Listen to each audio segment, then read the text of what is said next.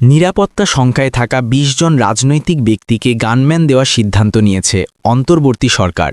সোমবার ২২ ডিসেম্বর দুপুরে সচিবালয় আইন শৃঙ্খলা সংক্রান্ত কমিটির বৈঠক শেষে ব্রিফিংয়ে একথা জানান স্বরাষ্ট্র উপদেষ্টা মোহাম্মদ জাহাঙ্গীর আলম চৌধুরী।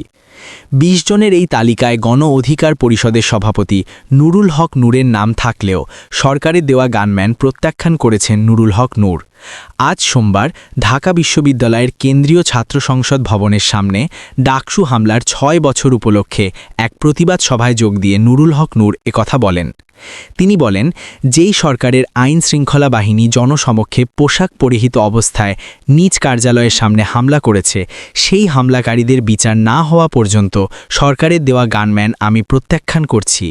তিনি আরও বলেন, একক ব্যক্তিকে গানম্যান দিয়ে গোটা দেশকে নিরাপদ করা সম্ভব নয়।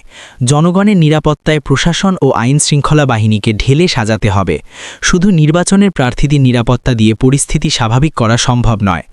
আইন শৃঙ্খলা পরিস্থিতির উন্নতি না হলে ও নিরাপদ ভোটের পরিবেশ তৈরি না হলে ভোটাররা ভোট কেন্দ্রে যাবে না।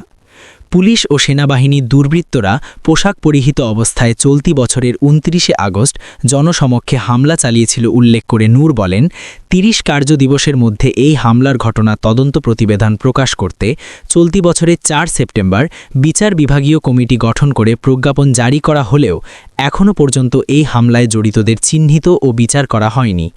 এতে বোঝা যায় সেদিনের হামলার ঘটনায় অন্তর্বর্তী সরকারের মৌন সমর্থন রয়েছে। এই ঘটনার জন্য সরকারের দায় রয়েছে জানিয়ে নূর বলেন, হামলার ঘটনার বিচার না হওয়ায় প্রধান উপদেষ্টা সহ বাকি উপদেষ্টাদেরও আমি দায়ী করব। তাই গানম্যান প্রত্যাখ্যান করে নিজের ওপর কোনো ধরনের হামলা হলে তার দায় বর্তমান উপদেষ্টা পরিষদের সদস্যদের নিতে হবে বলে কড়া হুঁশিয়ারি দিয়েছেন ডাকসু সাবেক ভিপি ও গণ অধিকার পরিষদের সভাপতি নুরুল হক নূর।